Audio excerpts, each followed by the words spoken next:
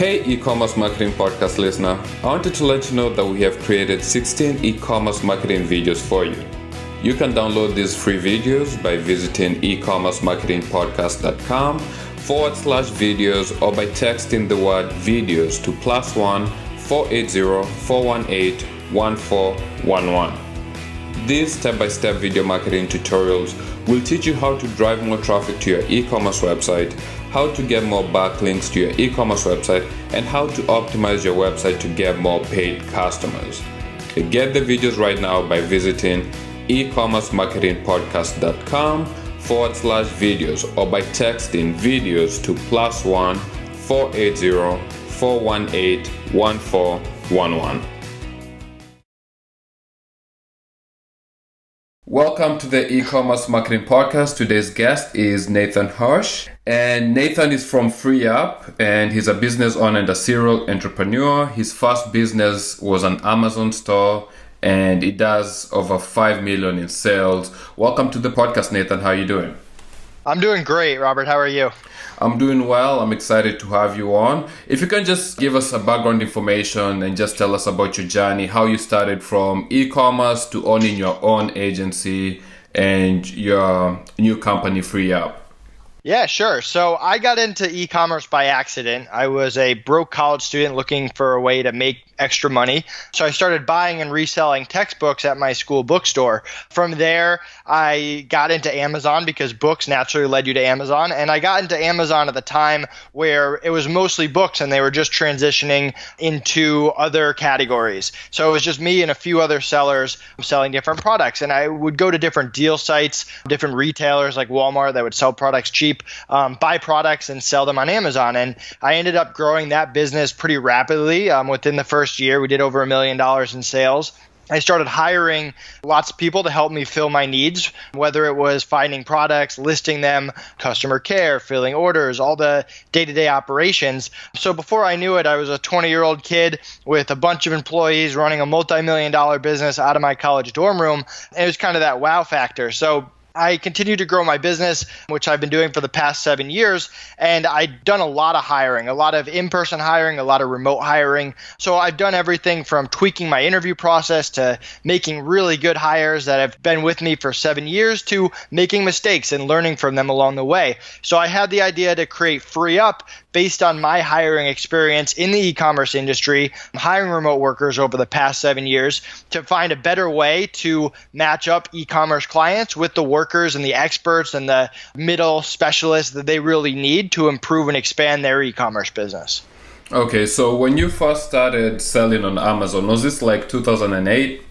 Yeah, around 2008. Okay. So it was around 2008, you grew the business, it was $1 million business, you started hiring people, and then from that process, you founded FreeUp, and for the last few years, you've just been working on FreeUp, trying to make it be an agency where you can help e-commerce businesses find workers who will help them grow and just do their various e-commerce marketing tasks and just, tasks that they can do in the business. So it's like a VA agency, but just for e-commerce businesses.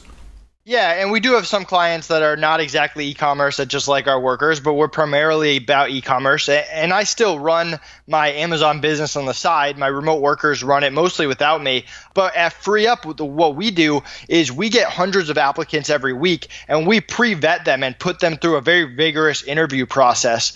And the interview process is based on my past 7 years of hiring and the pros and the good things and the bad things that I've been able to do in terms of hiring. And so after we pre-vet all these applicants, we take the top 1% and add them to our network, and we make the network available to our clients on a first come, first served basis. So when you're a client of mine at FreeUp, anytime you need something, whether it's a customer service person long-term or a short-term graphic design project, or maybe you run into some trouble and you just need an expert that you can hire for an hour to help you get out of a jam, you have all these workers available to you. You know they're pre-vetted. You don't have to waste your time during the interview process. And we back it up because on the back end, we're hands-on and we protect you from turnover and all that stuff. So it's really a way for e-commerce owners to spend less time in the HR side of the business and more time on the expansion side of the business. Okay, it makes sense. And we're going to come back to the process that you've developed in picking these remote workers. I want to talk about your current clients. You have over 500 clients that are e-commerce businesses, and I wanted to delve into some of the marketing strategies that you do for them. So what are some of the top marketing strategies you're using to grow these businesses? In terms of marketing? Yes. Sorry, you cut out there for a second. Yes. For marketing, what are the top marketing strategies you're using for these e-commerce businesses?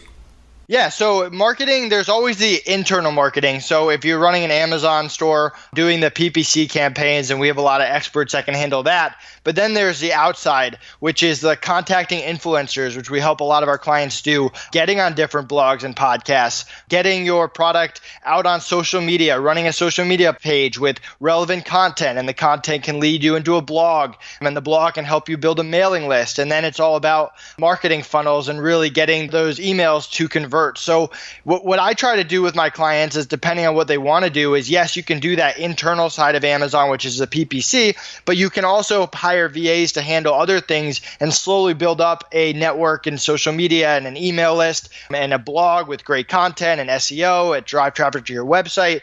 So kind of attacking it at all angles and building slowly.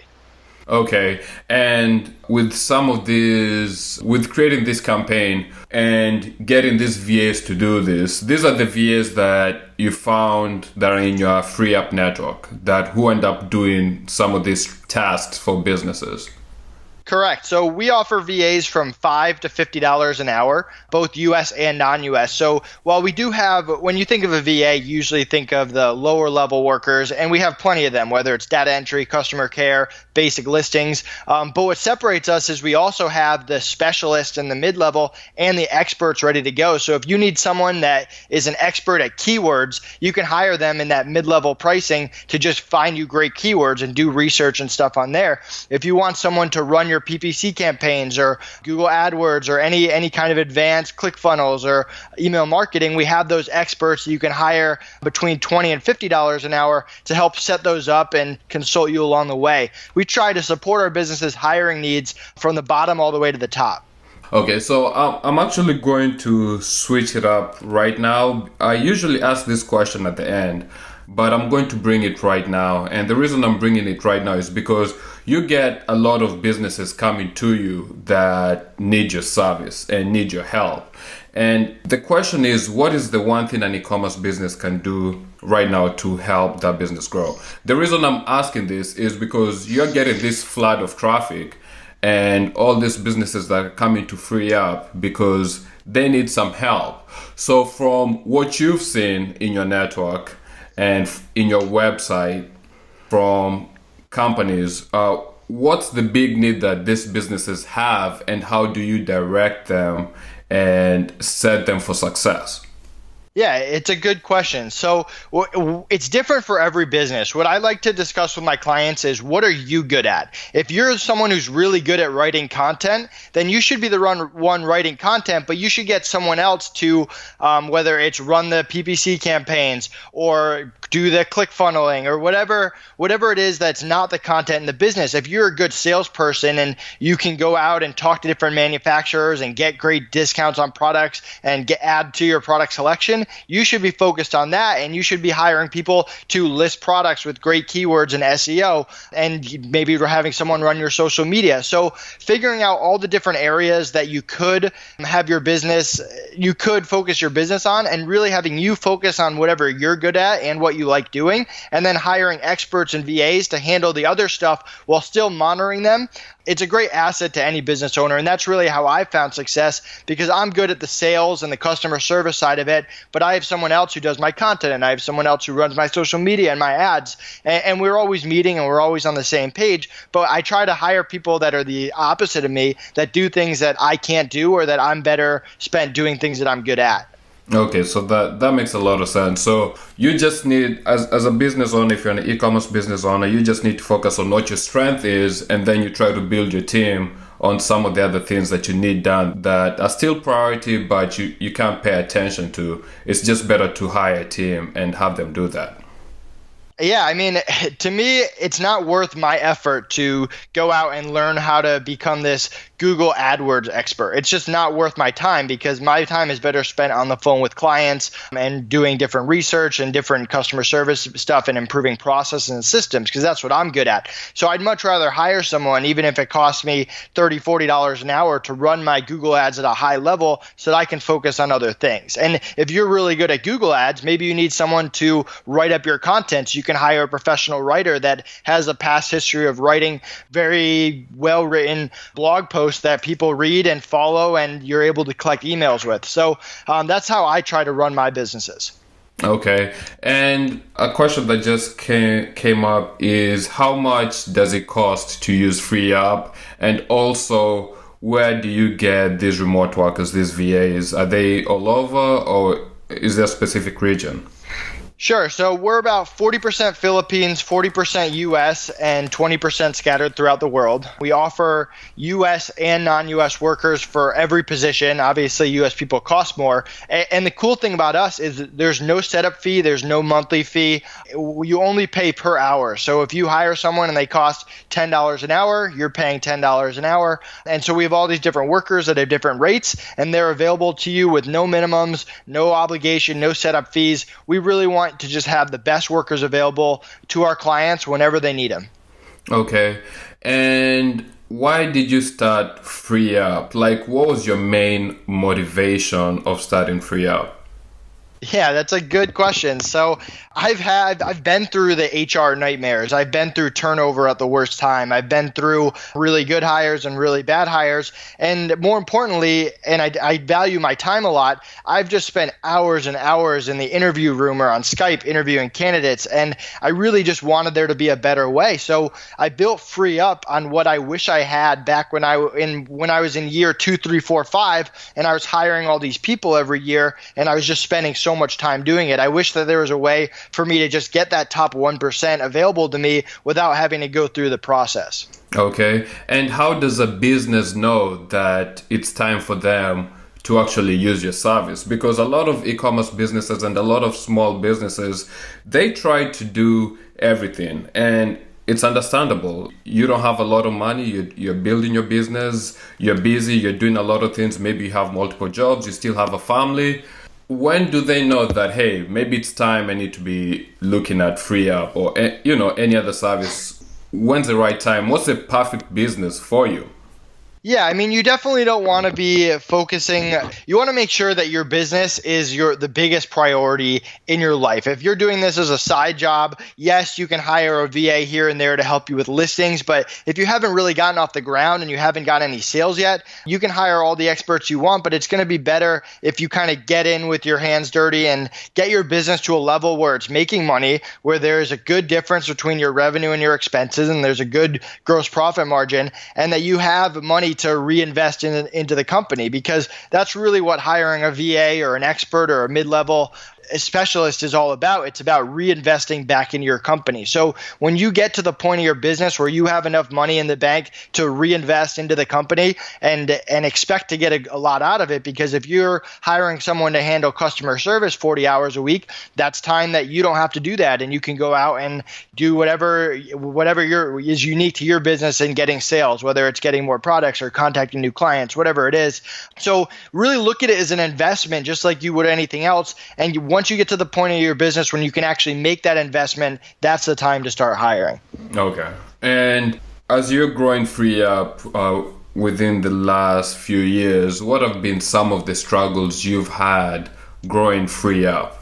Sure. So FreeUp does not offer coders, and there's a reason for that. I don't have a tech background, so it's tough for me to evaluate people that write code in our software. So the biggest struggle for us is we want to have a software that our clients like, that our workers like, that's easy to use, that does everything from collecting payments to recording hours and all that, and really building our software and tweaking it without having a tech background and without having coders and developers on our team was definitely the biggest struggle, and it's something that we're going to focus on a lot going into next year, because we feel like we have a great team of workers. We have good processes and systems that are fair to both parties. We have a good amount of clients. We're constantly getting more clients. So all that's great. But if you don't have the software to support it, you can only get so far. So that's been the biggest challenge in the past year and a half, 2 years. And it's something that's going to be a major top priority going into next year.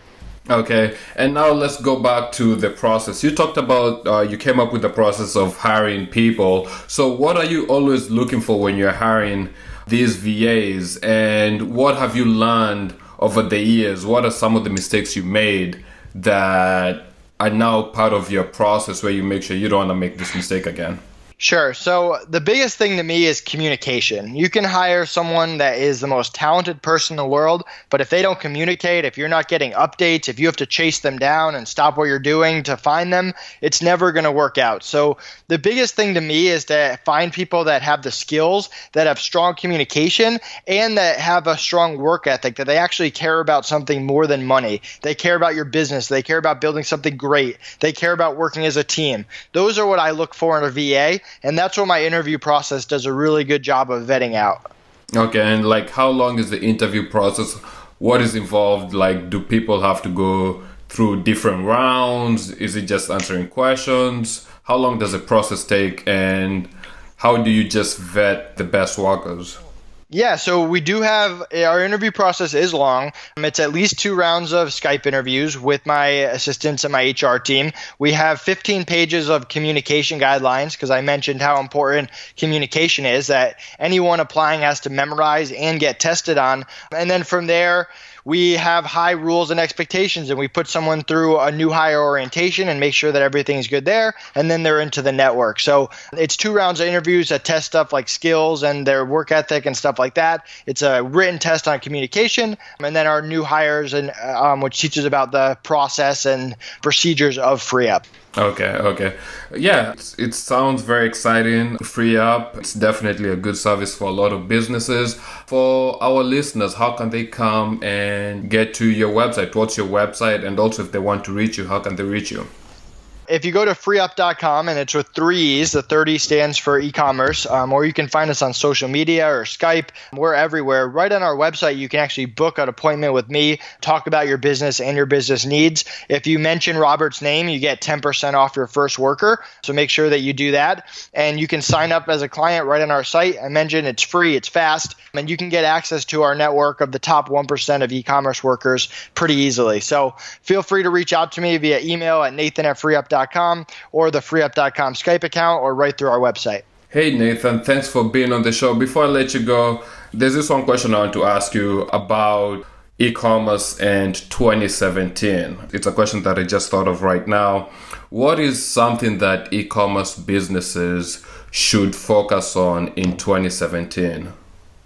I would say diversifying. You don't want to have, now is not a good time to only have one revenue stream. Even if you go back 10, 20 years, if you look at the Blockbuster of the world that only relied on one retail store and then they go out of business, the same thing you can see happening here. If you're an Amazon seller and you're running this big business, but your only revenue stream is Amazon, and Amazon's in complete control and can shut you down, or same thing with eBay, it's much better to start diversifying now, especially with all these companies making changes to their policies and procedures and kicking sellers off. So if you're on Amazon, think about going on Amazon Japan or Amazon Europe, or opening an eBay account, or starting your website. Even if it's not going to have a high return right away, start building that social media following and putting out that content, because you never know when things can happen on different marketplaces, and you really want to diversify yourself going forward. So 2, 3, 4, 5 years from now, you're running this large business with lots of different revenue streams,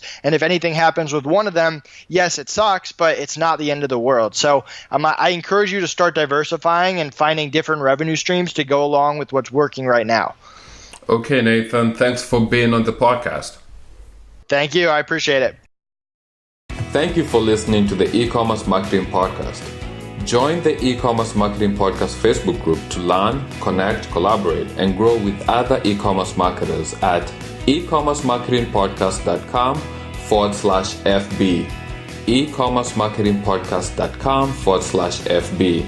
Subscribe to us on iTunes by searching for e-commerce marketing podcast, and please leave a rating and a review. Thank you for listening. See you next time.